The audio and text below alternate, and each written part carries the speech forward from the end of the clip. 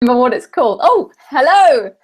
Hi, everyone. I'm Joanna Penn. This is Orna, and we're here for the Self-Publishing Advanced Salon for the Alliance of Independent Authors. And this is the August, I think, 2017 show. Yay. Hello, Orna. How are you today?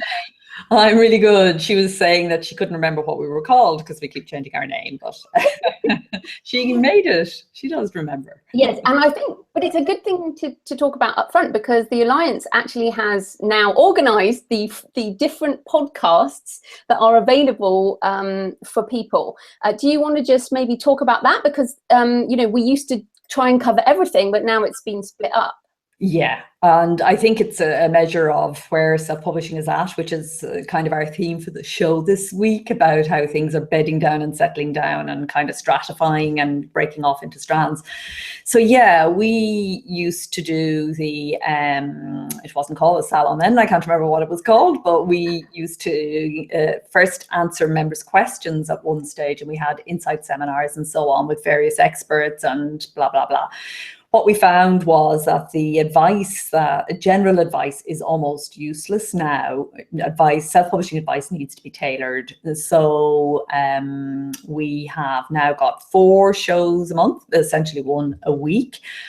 1 for beginners, which Jay Artale and Michael Orna are doing. So that is very much focusing on people who are just getting started. They tend to be writers who know that they want to make a living at this. They're not people who are just writing for family and friends. So there may be a few of those on board, but they are all very much at the beginning stages. And then we have Debbie and David, Debbie Young and David Penny, both team members, who are answering our members' questions each month. And that can be across the board. It can be at any level. But again, the questions tend to be, in general, more towards the sort of beginning, emerging indie than the more advanced. And then you and me are going to be talking about things, really running an indie author business, the kind of stuff that comes up when you are making money, but you know, you want to grow and expand and do better and, you know, take things further. So we're calling it the Advanced Salon, and that allows us to also look more widely at the indie world and the trends that are happening in publishing, trade publishing as well. And then we use for the 4th, and if there's a 5th week in the month, we highlight one of our fringe sessions. And so, yeah, it's turned into a weekly podcast, which is great. Yeah, and I think the development of this, you know, what this is and also what the Alliance is, kind of mirrors the development of what happens to most writers. And so let's kind of, you know, before we get into all the other stuff, let's just talk about that stratification, because one of the things that I've been noticing, and you have too, is that the indie world is almost ending up a bit, you know, like the mid-list. There are very few people at the very top who are making 7 figures, 8 figures, similar to traditional publishing, you know, big names making big money. Then there are kind of the debut, the kind of new authors, where if you've only got 1 book, either like in traditional publishing, they put a load of money behind you and see what hits the wall. And that's the same with indie. Like, some indies do hit on their first book, but it's very rare. And then to be a successful mid-list writer, whether you're indie or trad, you almost need multiple books. Well, you do need multiple books and other streams of income. So, you know, is that how you're feeling? How do you feel it's settling down? Yeah, I think that's a really good kind of summation of what's happening. And this is the part that excites me and always did. You know, this was the thing that I saw first when I self-published myself for the very first time. It was like, oh, wow, you know, you can build a business here like you can in any other field.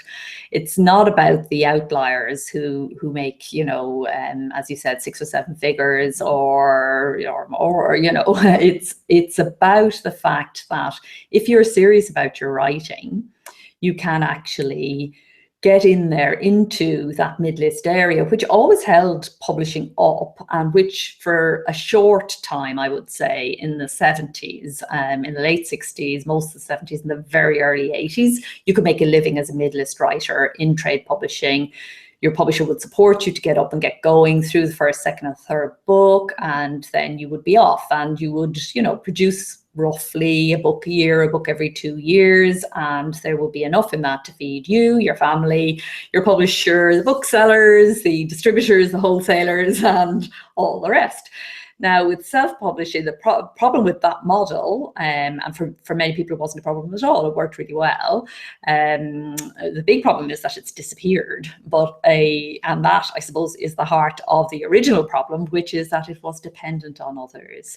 And of course, to some degree, we are still dependent on others. We have one very big player in the marketplace as indies, some other ancillary platforms, and things are growing. But what does seem to be different here is that you can control your own destiny more. Nobody gets to control their own destiny completely, but there's quite a substantial difference. If you're determined, you can keep going. So we see a lot of trade published authors now coming out of trade because the relationships with their publishers are not good, and they can turn around and they can rebuild themselves, their own business and their connection with their readers. And in the same way, somebody can start off not having a clue what they're doing, and slowly over the years build up. And what they can also do, and I find this also very exciting, the day job can be writing related. We're seeing that more and more, that a lot of people who are, while they're building,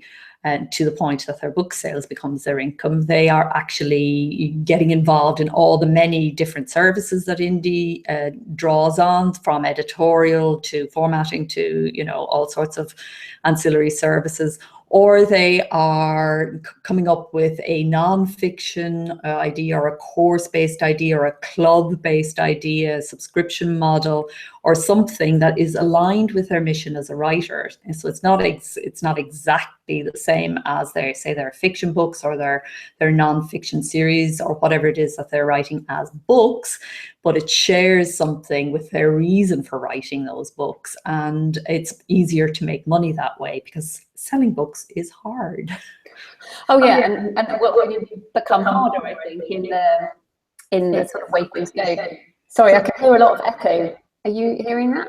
I'm not hearing that, no. Okay. Is it in your ear? No, it's from your room, but hopefully it will be okay. Hopefully people listening won't have that problem. If you have a headset nearby, maybe grab it. But in the meantime... you talk, I'll go get a headset. Okay. In the meantime, just reflecting on the same thing, that being creative is so important, and creating these multiple works. Because I was in New York for Thriller Fest, which we might talk about in a minute, but basically I went to the Museum of Modern Art, and when I'm in New York, and I've been to New York a number of times now for Thriller Fest, which is the sort of premium thriller convention, I go and see Van Gogh's, and I said Van Gogh, it's because the pronunciation is Van Gogh, but I've had so many Americans tell me I'm pronouncing it wrong, but if you Google it, you'll find that it's Van Gogh. But anyway, so I went to see Starry Night, which is probably my favorite, one of my favorite paintings, and I love going to see it, and it's beautiful. And it's the only painting in the Museum of Modern Art that has its own security guards, and people are standing, there's a queue of people taking selfies with this painting. Now, when he painted that, he had no idea that it would be the maybe one of the biggest paintings in the world, much later, and that people would feel so emotionally attached to this painting that they're taking selfies with it. And I love that. I love that it has its own security guards. And I was standing there thinking, surrounded by Picasso and Matisse and loads of famous people that you have at the Museum of Modern Art, thinking, we don't know which of our works, which of our words, which of our poems, what our blog posts, which of them will touch people. And there was a study that was out a couple of weeks ago on the Next Web, and we'll link to it in the show notes, about producing more. And the study basically said that creators don't know which of their works will resonate, and the important thing is creating more. So don't spend years obsessing over that one thing, but just create more, and you just never know what can happen. Now, as you spend quite a long time on your novels and your longer works, but you do a lot of poetry. So do you ever feel that way, like the poems that resonate surprise you and might have been like this to create, but the ones that hit? Yeah, I think as authors, we're poor judges of what actually is, as you say, going to touch people. I don't like to use the word best or whatever, but what is going to have most legs, let us say. And I'm sure we've all had the experience of writing something and thinking, yeah, that wasn't bad, and then going back and going, oh my, what on earth was that? And vice versa. You know, you think that you've done something that's really awful, and actually when you read back, it's not as awful as you thought it was. We're so emotionally invested. We're very poor judges of what works and what doesn't. I really do love the create more thing, and you know, within a context, different writers, you know, different types of writing, I think, need different kind of cooking times. But I think everybody benefits when we loosen up, let go, let flow more. I would certainly like to create more. That is an aim of mine, to you know, move a bit faster than I have been moving, and to continue to do that. And I think indie authors have really challenged everybody. You know, we're all challenging each other, and sometimes that pushes us to do things that, you know, don't serve us that well, but it's well worth trying and seeing, because, you know, I was talking to an author last night at an event, which we'll talk about in a while, and she was saying, you know, that for 2 years she listened to me talking about dictation and its value, and she resisted, and then she finally did it, and she said, oh, why didn't I do it 2 years ago? You know, it has upped her productivity hugely. And you know, so that kind of thing is going on all the time. We've got to try things and see, do they work for us? And I think the fact that we all talk to each other so much now, and you know, the fact that we've all found each other in a way, because until I existed, I didn't realize there were so many people who kind of went through the same sort of motions around writing as I did. I wasn't a typical writer in my old world. I wasn't like the rest of the writers around me. And I think it's been really interesting to watch the way in which all that connection and collaboration is pushing us to write more, write better, write faster. And those things are not, as some people would like to say, mutually exclusive. Definitely not. And it's interesting as well, like what we go through as authors. So, you know, talking about what resonates, I did a podcast and I wrote an article, which I basically then read on my podcast, about going to Thriller Fest and the basically emotional roller coaster. So I was nominated for the award, and as we announced last month, I did not win the award. But what happened because of that, I spent 5 days going through chronic anxiety, because of course the awards were the very last thing of the conference on the Saturday night when I got there on the Monday. So I had all the physical associations with anxiety, which was not pleasant. And all the way up until that moment when your name is read out and then not announced. The lovely James Scott Bell won, who is a fantastic writer, hybrid writing teacher, amazing chap. So good on Jim. But as well as that, Thriller Fest is one of these places, like we were saying, with this polarity. It's some of the biggest names in the world. Lee Charles, honoured as Thriller Master. Clive Cussler was there. You know, there were a lot of very big names in the thriller niche. And then there were a whole load of debuts who were honoured as debuts. And then there's all the people in the middle. And I always go through that sense of need for validation in that environment. And there was barely any mention of indie this year. It was quite missing, I felt. There was, you know, I just had that moments of self-doubt and comparisonitis and all the things I go through, and I've had the most emails and tweets and comments on this post, because people are like, oh, I didn't know you felt that way. I thought you were always confident and always like certain about your path. And it's important to acknowledge that we all go through these moments of self-doubt about our own writing, but also about our career path. You know, I love being indie, but I often, with a book, I'm like, should I submit this? You know, should I have an agent? Should I do this with it? I don't know. So yeah, I mean, and you go through that too, right? It's not just, you know. No, I think everybody goes through that. I think in a way, if you're not going through that, if you're not pushing yourself at that emotional edge, in a way, you're not being creative. You got to be in the places that make you anxious. And I think that's why we're attracted to this, not to get too philosophical about it, but you know, it is because we want to unpick that and understand that and grow, in a sense. I do think the anxiety lessens with age and experience and all that kind of stuff. But nobody's a machine, not even Joanna Penn.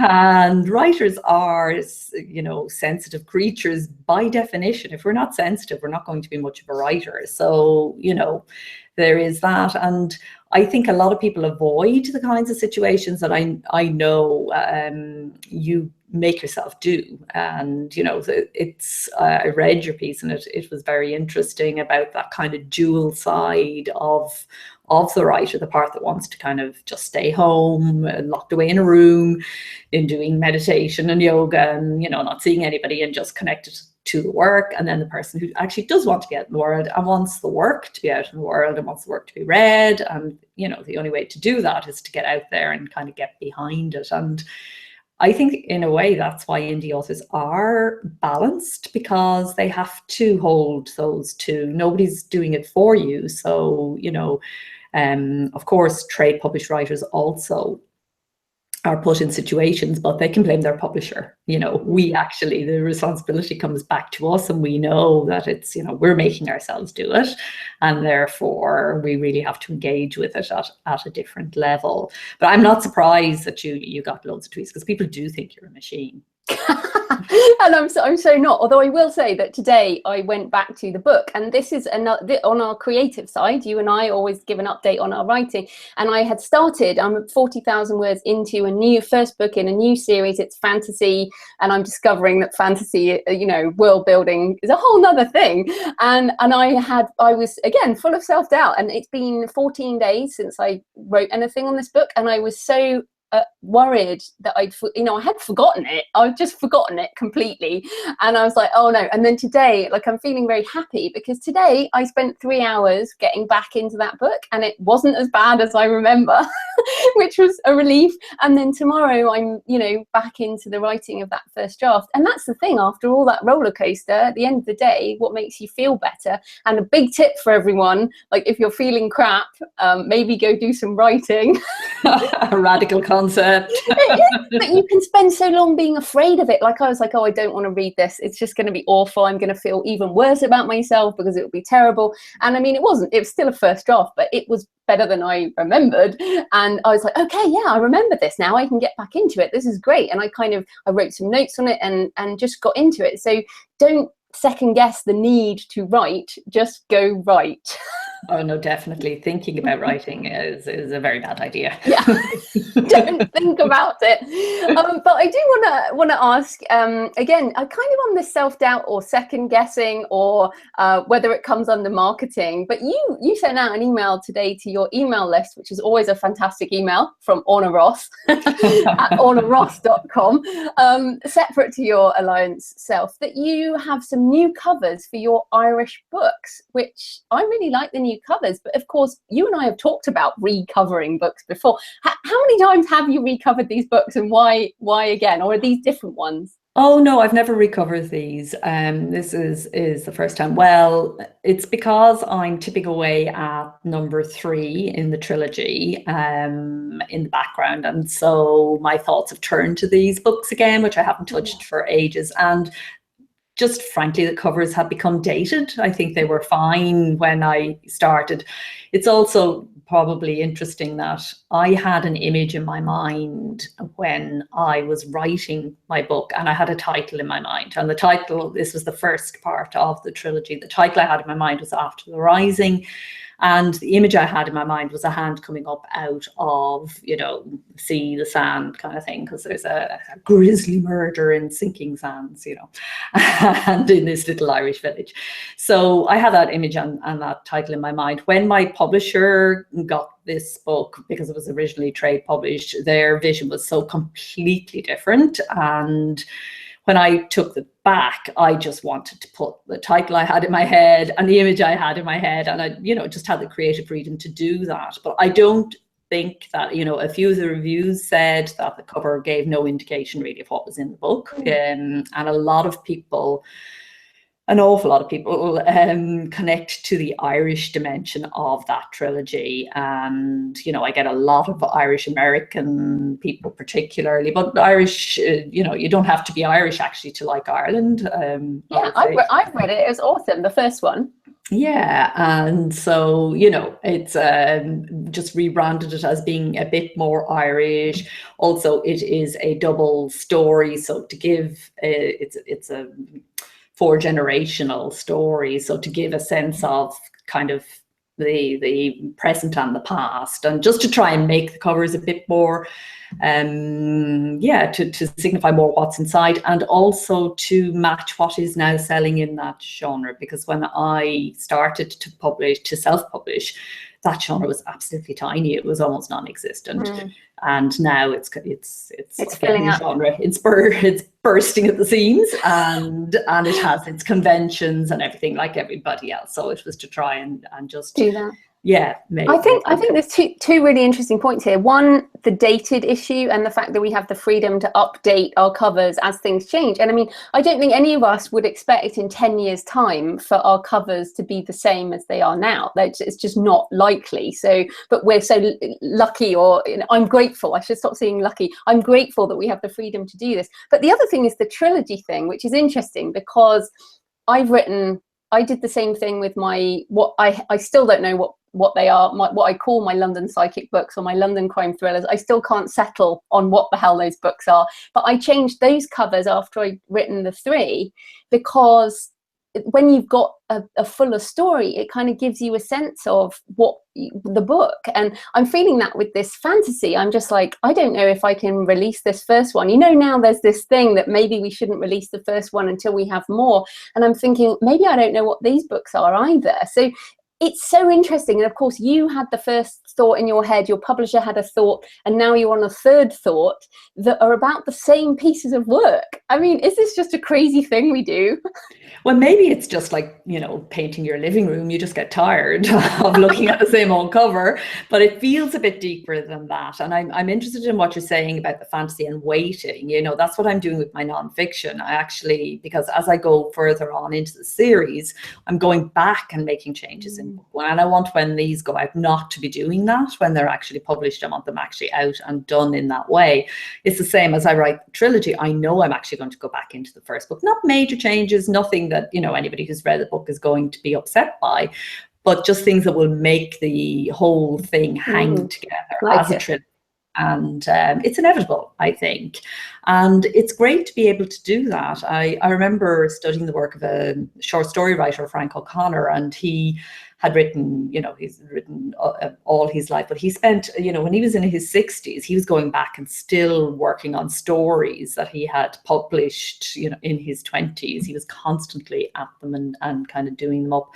And, you know, Yeats went back and redid a whole segment of his work that he had done 6 years previously, and did it, you know, they were really quite different stories by the time he had finished them the second time. And now the scholars, of course, have a great time working out which version is better and which they prefer, what he changed, what it meant, and blah, blah, blah, blah, blah. So if only to keep the academics busy, you know, in future life, we can do these things. Well, it seems so interesting you say that, because I think there's this thought that, you know, the book should be set in stone, or, you know, when it goes to print, that's it. But of course, indies are changing their books all the time, even if it's just adding back matter. Or I opened up one of my books and went, oh, I just want to change the formatting a bit. And then as I went into the formatting, I was like, oh, you know, I can just see a few things. And I was like, stop it. Otherwise I'll end up rewriting the whole thing. But you having to send it to the proofreader again. Yeah. As I did. You have to be careful. But it is a very interesting shifting. I'd love, you know, this is an idea for an article on the Alliance blog, you know, some evidence of other authors who people, you know, like you're saying with Yeats, evidence that this is not the first time authors have done this, like, you know, that other name authors have done this rewriting over time, so that there really is no monolithic idea. No, I think it was, you know, it was a function of the printing press as it existed. Authors were always doing this. Maybe not every author, maybe it's something that only certain authors do. I'm not sure about that. But I know it definitely used to happen. But of course, your publisher wouldn't give you another print run until you had earned out on your first print run, and then changes would be made often for a second edition, even for fiction, and not necessarily, you know, but if the author wanted, that was certainly something that did happen.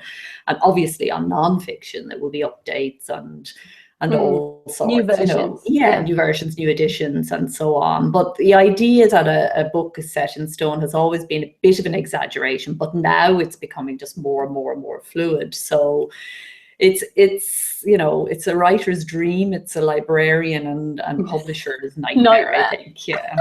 That's true. Okay, so on just kind of coming back to some of the other things going on, getting your self-published book into bookstores, the book by the Alliance, Debbie Young, obviously, and you as editor of the series, is out now. And what are the thoughts on bookstores? I mean, it was interesting. I've been to a few conferences this year, and for the first time, I've had one of them actually order books from Ingram and have them in the store. That at Crime Fest, which was awesome.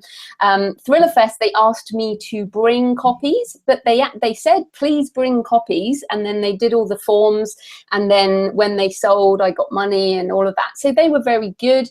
And then another conference just like, no, you're self-published, go away. So what is the upshot of bookstores right now, do you think, or are we hardcore print on demand? Yeah, I think we can be both now. I suppose that's the biggest development, that bookstores can now, with iPage in Australia and Canada and the UK and spreading out to more countries. That's Ingram's way, if you like, of letting the bookstores know that your book exists. With that in place now, bookstores can order POD. However, POD is an expensive way to get books, and that makes our books not that competitive when compared to trade publishing. So there needs to be a reason why a reader would want to pay that bit extra. But the bookstore's book, I suppose, was only really possible this year because of a few developments like that, which is making it easier. And also we are finding, we have had a campaign, Authors for Bookstores, for a while now, whereby we're trying to enable booksellers to see that indie authors and indie bookstores can come together in a useful way that is actually mutually beneficial. And we're definitely seeing doors more open to that idea than before. And big chain here in the UK, Waterstones, had kind of made it a head office decision as to whether self-published books would go in or out. Now that power has been given back to the store, the individual store manager in a particular area.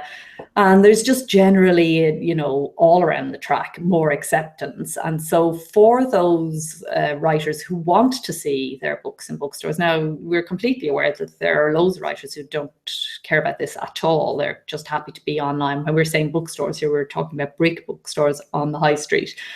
And for those who want that to happen, the book is a guideline to that as to how you can make it happen. And we have lots of members who are making it happen in different ways. For some, it might just be the local store is now able to order some copies of their books. You can do an event at your local store. You can bring in a few books on consignment or whatever. But some people are beginning to approach book selling quite seriously. And I'm going to do a personal experiment later on this year with a non-fiction book and just see what is possible. Yeah, I think it's really interesting. And coming back to Thriller Fest, they had a session, and again, lots more notes on my blog, but a group who did a study a couple of years ago followed up that study, and they looked at discoverability. And the actual quote, I didn't quote too much because, I was taking handwritten notes, but they actually said, discovery is broken. And they talked about how readers discover a book. Now, it's funny because from the reader perspective, discovery is not broken. I don't ever have any problem finding a book, and I'm surrounded, and my Kindle is surrounded by too many books for me to possibly read as a reader.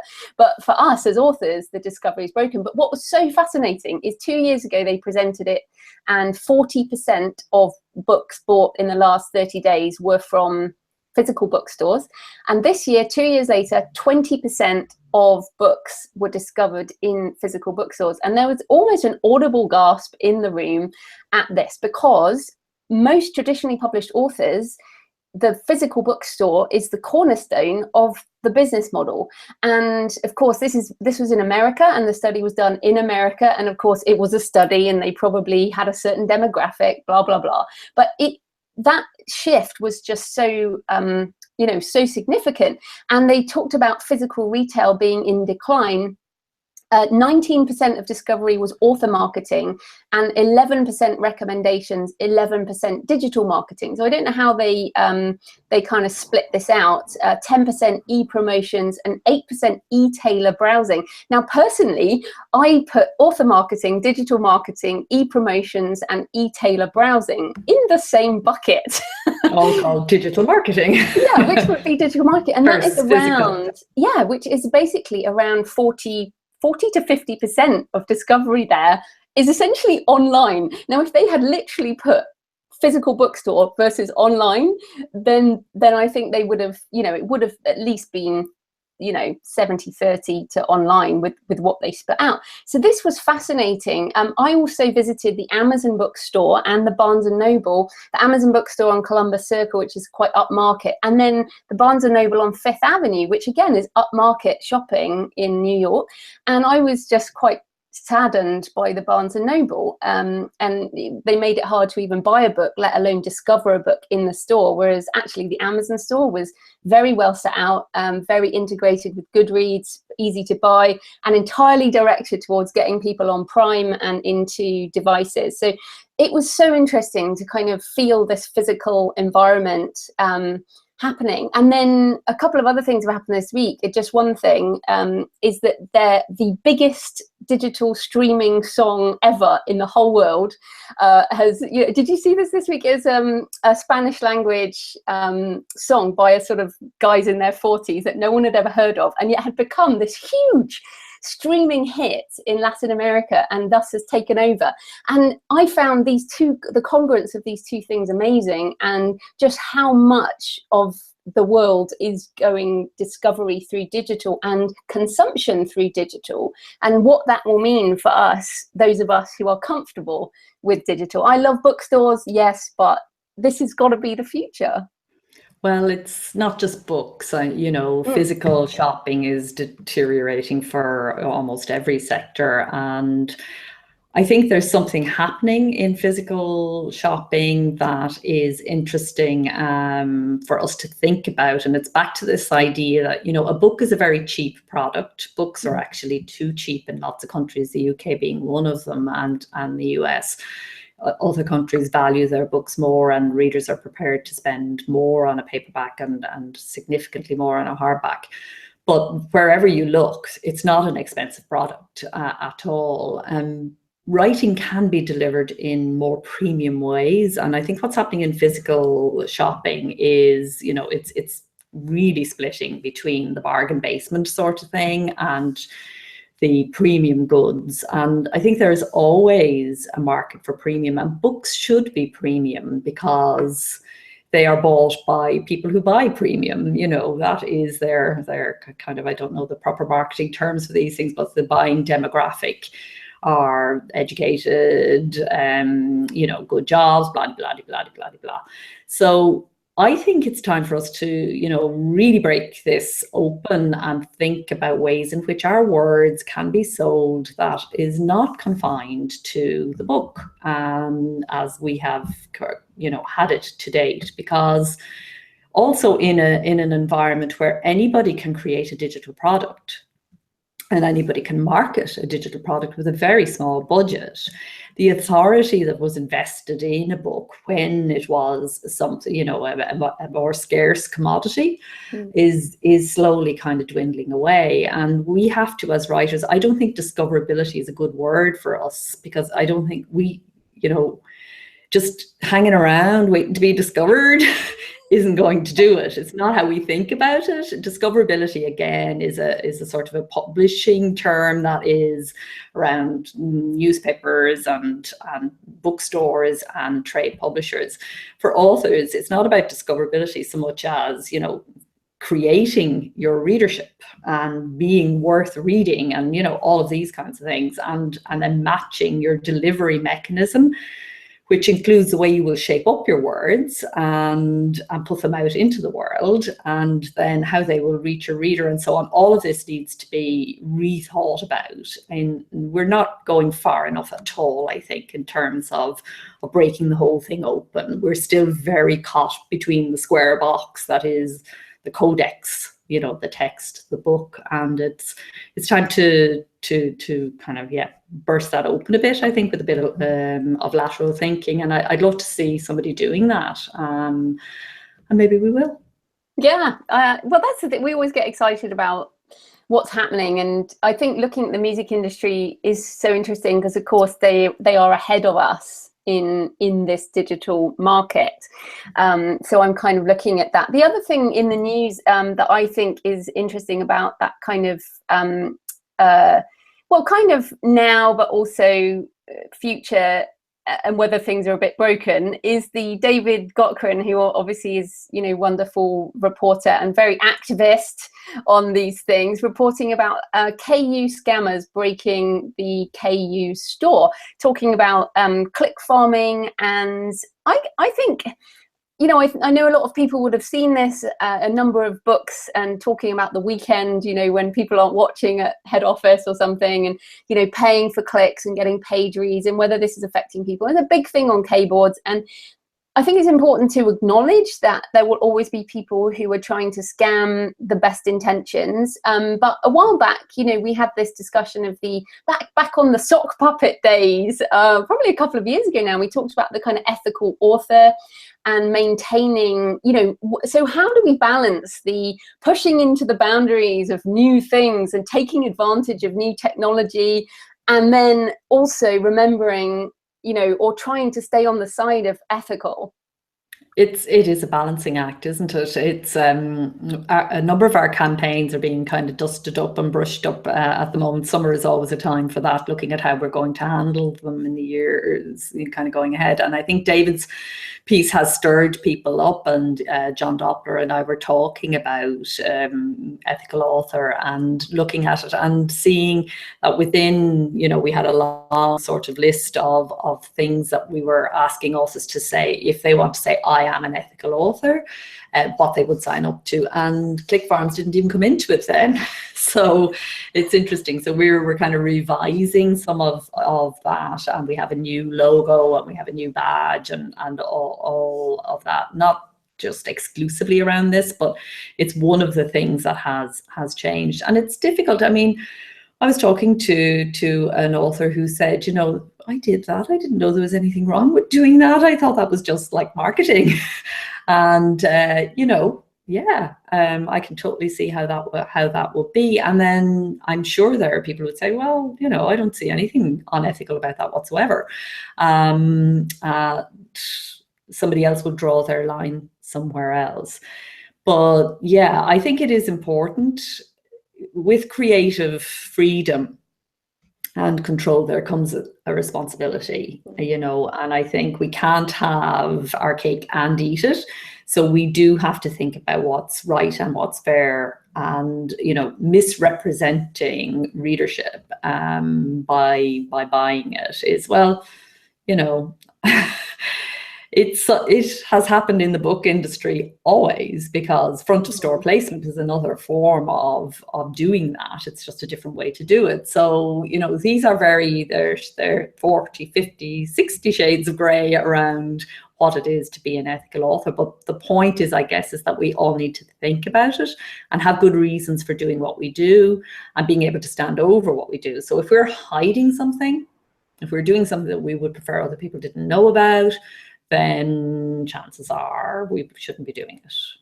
Yeah, it is so interesting. And it was funny because one of the panels that had some, again, really big names on, you know, multi New York Times bestselling authors, this guy said, you know what, when my hardback books come out, I have people in every, because there are New York Times reporting bookstores, and he admitted it on this panel in front of hundreds of people. I send people to those reporting stores on day one to buy my hardback books in order to affect the rankings. And then, like 2 seconds later, he goes, oh, and then those self-published authors who go and get their fans to post reviews on day one of their book launch. And I was sitting there going, what? You just you just admitted this yourself.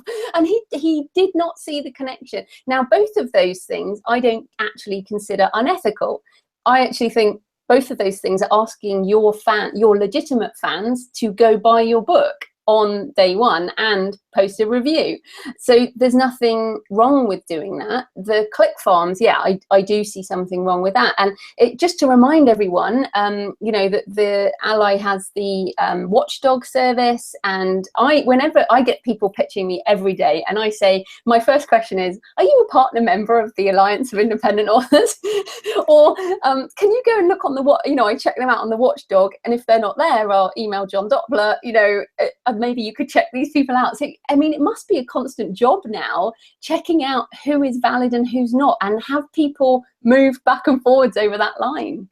Yeah, and we also work with people. I mean, if they genuinely want to, it's not our job to give free consultancy to services, but we do end up doing exactly that if somebody is, means well and has got it wrong. So yeah, the watchdog and the partner membership services area has always taken a lot of our resources and time, but I think it's really important because we are only as good as our services, and we have definitely seen a sort of author pressure that has been there, and the highlighting of not good services and the promotion of people who are doing a good job is changing what's available now when somebody decides that they want to self-publish. They're not as likely. It's still possible because it's still, some bad actors still dominate the Google stream, but it's far more likely that they will also, if they Google a bad service, number one will be the company, and number two will be the Ally report on the company.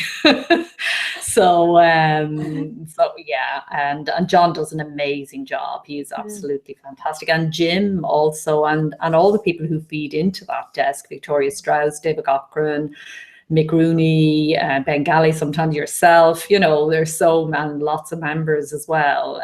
It's collective power that makes it possible to change things, and we are definitely seeing that in that arena. And of course that we've seen some discussion in some groups about the value of the Alliance of Independent Authors, and I think this is a really important part. This is not a Facebook group, this is not a paid course. This is a professional organization for people who are taking this seriously to come together and be stronger together, right? I mean, that's your vision for this group, this alliance.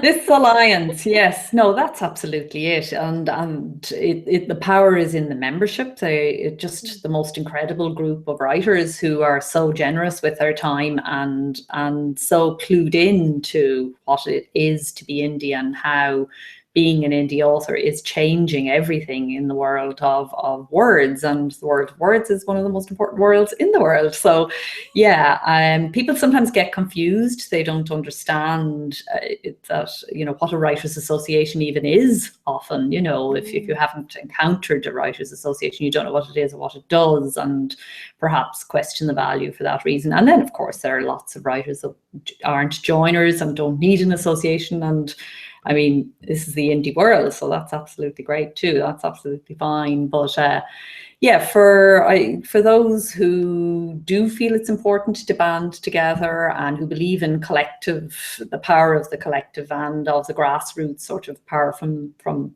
down up rather than up down, then it works, and hopefully will work more as time goes on. Yeah, now we're almost out of time, but there is another interesting thing that happened just last night as we talk. You were at the Amazon Kindle Storyteller Awards, and maybe tell us about what lessons learned from that since you were involved. Yeah, I had the honor of being one of the judges for the award, and it's a very unusual award in publishing because it well, first of all, it's a huge prize of a huge financial prize in terms of cash, £20,000, but also in terms of, you know, the financial prize of having marketing on the Amazon store behind your book. And then there was also all sorts of other lovely things, connecting with a mentor, you know, like really a completely life-changing prize. And it was very interesting also because it is unique in publishing prizes in being reader driven. So all of the books were nominated.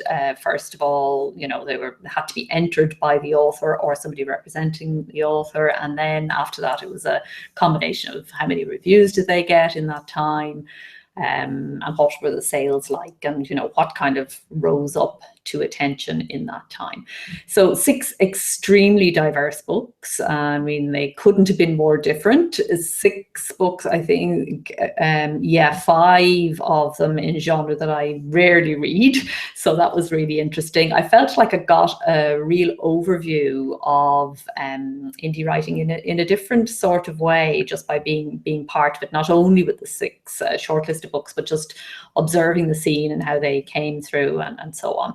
And we had a clear winner, and a very experienced writer, David Ledbetter, and The Relic Hunters is the name of the book, and it is, I think you're familiar with his work, you were saying? Yeah, he's a thriller writer, you know, absolutely, and has a lot of books. So I mean, in a way, I had thought it was a discovery for new writing, but actually, you know, it seemed like, you know, he's a very experienced writer with an email list and all of that. So do you think it was about discovery, or was it about finding someone commercial? I don't think it was about, and I too thought when I agreed to judge it, I was expecting a new voice, somebody, you know, that we hadn't heard from before in indie was going to kind of rise up through the ranks. So I thought it was going to be only, you know, your first time publishing that will be allowed to enter, but that wasn't what was the aim here, was to find really good storytellers. So people who told stories to the satisfaction of their readers. And so a few of the books, it was their first time maybe under that particular pen name. Nobody that was there, as far as I can write, nobody except maybe Jono, who was the guy who windsurfed around the UK. One of them was a non-fiction book about a windsurfer who did this crazy trip, and really, really interesting to and is now couldn't make it to the award ceremony last night, but appeared on video from windsurfing around Europe, appeared from his windsurfer, awesome, tight while he talked to us on the camera. It was great. But apart from him, everybody was an experienced writer. They had, you know, worked in other genre or whatever. So that was interesting as well. And you know, you're trying to compare books that are just completely different, and that was very challenging. It was very interesting, the discussions that we had among the judges as well. So all in all, it was super interesting. I think there may be some changes to the competition for next time out.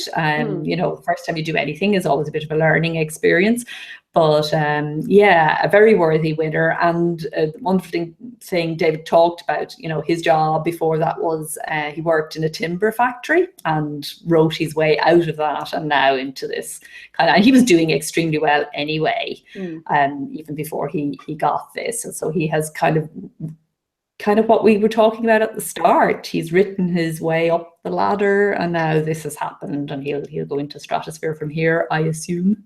Yeah, which is, you know, it's so interesting. At the end of the day, it all comes back to writing the next thing and seeing what happens, and you just, you know, keep putting yourself out there. It always does come down to the same thing, like keep creating. And you know, I'm grateful, we're lucky that this is what we enjoy doing, and you know, it is possible to make a living from it. So anything else you want to add, or anything that's coming up with the Alliance? No, we're still in summer mode, tidying up and tidying up everything. It's like we have, you know, 3 conferences and all the things that go on during the year, and then the summer comes and everything's in disarray and all needs to be kind of put back into place.